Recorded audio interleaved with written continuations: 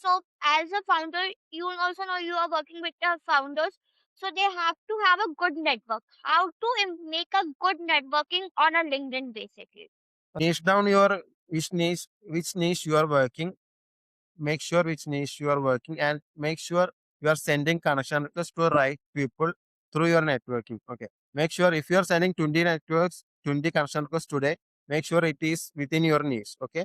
Maybe 15 is needed, but if you do more than 15, maybe you get shadow banned from LinkedIn. Okay. So make sure you don't sh- share more and more connection requests in a day. I think the 15 will be approximate for you as of a starter.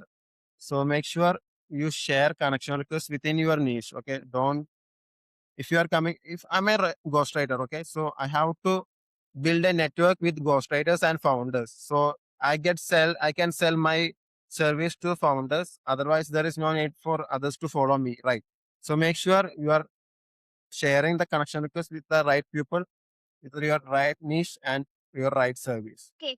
So basically, there is LinkedIn content, there is a short form content and long form content when it comes to writing. So I have seen that sometimes the long form content works well, sometimes the short form content also works well. But people have a little bit of attention when they get the short form content because we need to understand from their mind of their perspective that they can gain a value little bit faster. And in long one, they get confused. Okay. In my opinion, you can take an intermediate position from the long form and short form. Okay. Short form works well as well, but long form works as well. If you have more things to say, you should definitely go with long form content. Don't break it in the middle. Okay. Don't break the things in middle. You have to say what you have to say. Be specific, be clear on what you are saying, and make sure you share certain value to your audience from a single content. Don't just share vague contents, generic contents, and anything. Make sure you're sharing value to your right audience at the right time with the right context. That's it. Okay, Short form and long form works well when you combine right target audience and right specifications and right clarity through a content. That's simple. okay. Chat. If we need to write a storytelling matters a lot on LinkedIn. You know, people relate and resonate with the stories. So, how to make the story so good that it can capture the audience attention and they can resonate with the story? Okay. The storytelling differs in different platforms. Okay. On LinkedIn, I will give a clarity. On LinkedIn, datas matter more than anything. Okay. So make sure if you have certain datas, make sure you include that in the hook itself. Okay.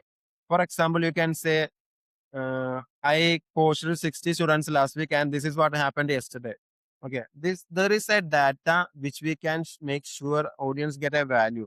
Make sure you share a certain data with certain proof. Okay. Certain data with certain proof so that the audience gets a clear view on what they are saying and what they get an value from this content. Simple thing is make sure you say things in simple words instead of complicated things. Hmm.